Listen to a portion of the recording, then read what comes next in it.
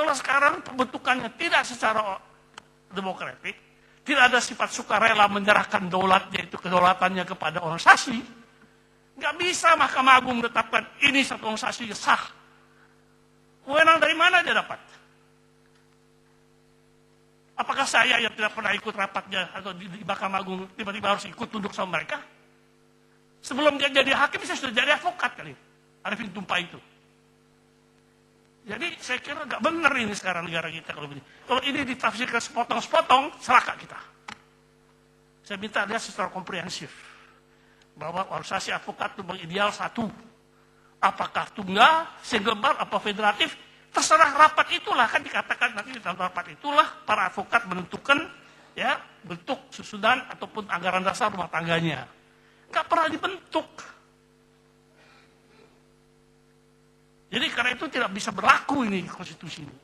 Inkonstitusional kalau sekarang dilihat dari kondisi, tadi bicara istilah Hajon, setiap hak harus dalam conditioningnya, ya secara kontekstual kondisi sekarang tidak lagi objek, tidak lagi konstitusional. Ini pemaksaan.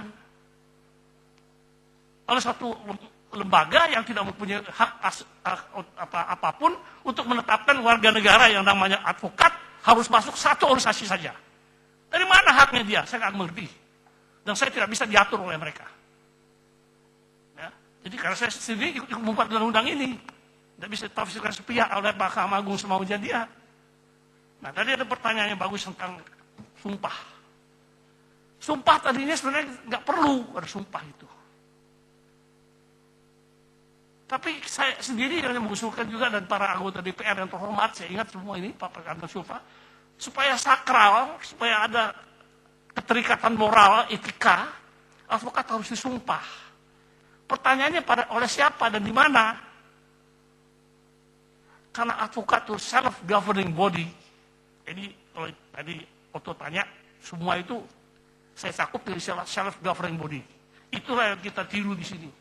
Advokat mengurus dirinya sendiri. Nggak ada persyaratan baru sah kalau disumpah. Tidak ada sebenarnya. Tapi sebelum menjalankan profesinya, memang advokat itu wajib disumpah supaya ada ikatan batin dalam menjaga moral dan etika. Persoalannya di mana? Bisa saja di masjid. Bisa saja di gereja. Asal orang saya advokat yang menyumpah. Tapi saya sendirilah yang karena mengingat Amerika, orientasi saya pada Amerika, di sana di pengadilan, supaya anggun. Ada keagungan di pengadilan itu, menghormati pengadilan. Dilatihlah supaya disumpahnya di pengadilan.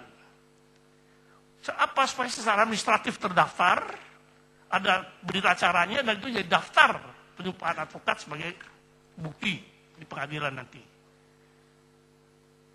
Jadi kalau itu sekarang dipakai alat politik oleh Mahkamah Agung untuk bisa akhir sekarang membatasi hak-hak asasi advokat yang individual adalah advokat. Ya tadi pertanyaan siapa lagi tadi? Apakah advokat itu berkorelasi dengan organisasi? Sebenarnya tidak, dasarnya tidak. Advokat itu profesi seperti dokter. Dari zaman Romawi begitu tumbuhnya. Nobility, ya, keagungan. Jadi karena itu sebenarnya advokat yang tidak mau masuk organisasi tidak berhak beracara. Tapi kita akan tetap begini negara kita. Tidak ada satu organisasi advokat yang sehat nanti jadinya. Jadi kewajiban untuk ada satu organisasi advokat yang dibuat secara demokratik, di mana setiap advokat sukarela menyerahkan kedaulatannya pada pimpinannya, organisasi itu mutlak dalam pengertian pasal 28. Kalau tidak, ini tidak konstitusional dilihat dari pasal ke-30 dan 32. Itu berkaitan satu dan lainnya. Saya kira terjawab. Kalau ada pertanyaan lain silakan saya di sini. Baik, saya dipersilakan. Harus pergi ke luar negeri untuk memberikan kuliah. Ya, dipersilakan duduk atau. Yang mulia belum dijawab, ada satu yang mulia pertanyaan. Siapa tadi yang menjawab? Firman yang mulia. Right to counsel, Prof.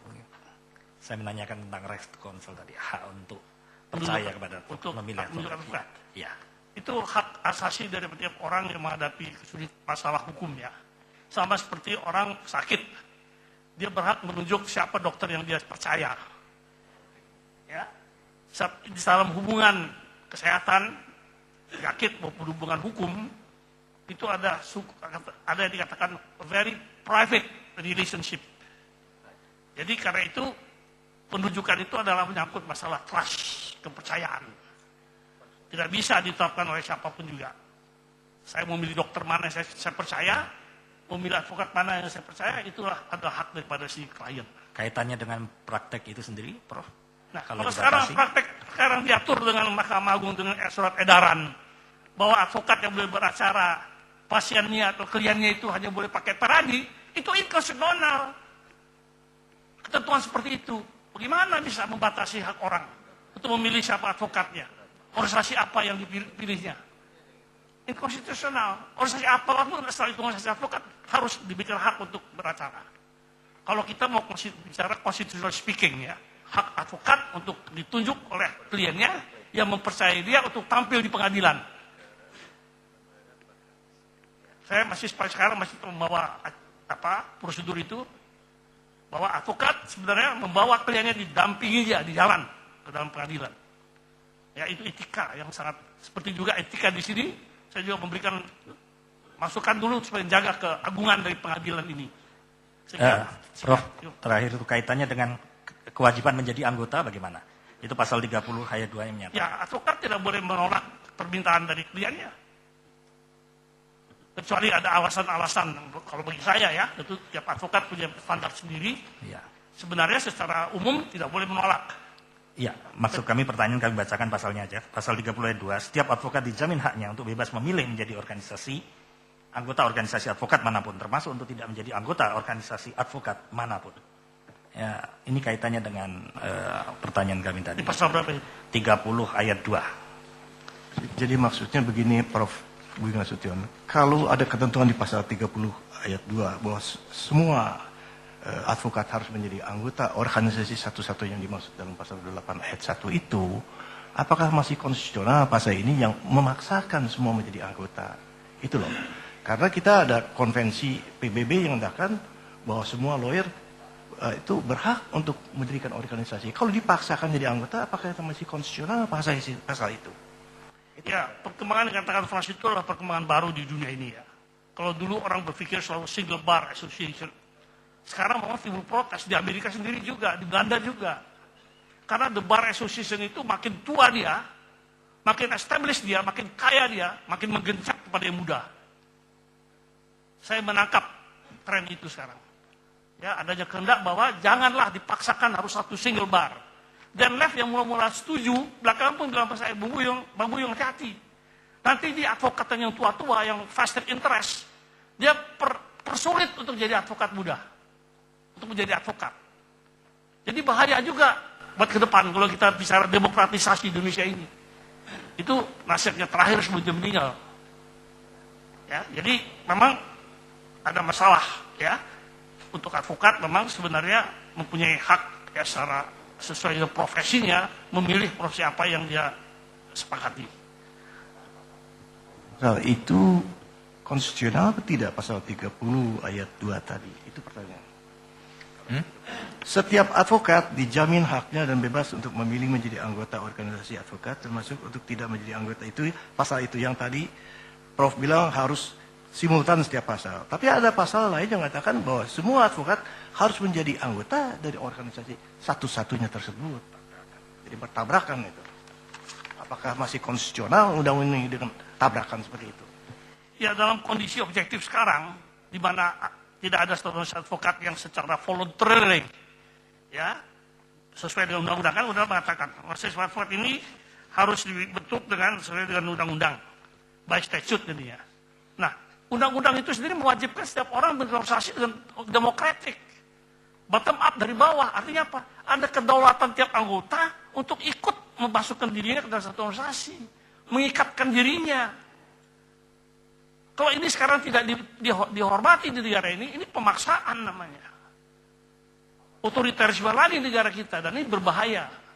Apakah pasal itu menjadi konstitusional? Oke, nanti biar majelis hakim aja yang menafsirkan itu. Pertanyaannya sudah jelas. Apakah dengan dua pasal itu? Dalam konteks apa? Konteks sekarang atau konteks kalau ini organisasi advokat bisa berdiri secara demokratik yang pasal 28 ini? Maaf. Nah, itu minta menurut izin. saya. Jadi pertanyaannya tuh ada sebuah pasal yang menyatakan setiap advokat tuh bebas memilih organisasi. Tapi ada ketentuan lain harus menjadi anggota satu-satunya organisasi. Apakah ini bertentangan dengan konstitusi apa tidak? Ada dua pengaturan yang berbeda. Gitu Pak Hendra ya? Ya, betul. Ya, jawaban saya kembali tadi. Kalau dibentuk secara demokratik, konstitusional. Tapi kalau tidak dibentuk secara demokratik, bagaimana kita bisa memahami bahwa hak konstitusional orang untuk memilih sendiri jadi hilang begitu saja? Dia hilang hak itu kalau dia sendiri masuk secara demokratik ke dalam satu organisasi. Tapi kalau dipaksakan tentu tidak konstitusional. Dengan sendirinya tidak konstitusional. Terjawab? Cukup yang mulia. Baik, silakan Profesor Buyung duduk kembali. Sekarang Pak Abdul Hakim.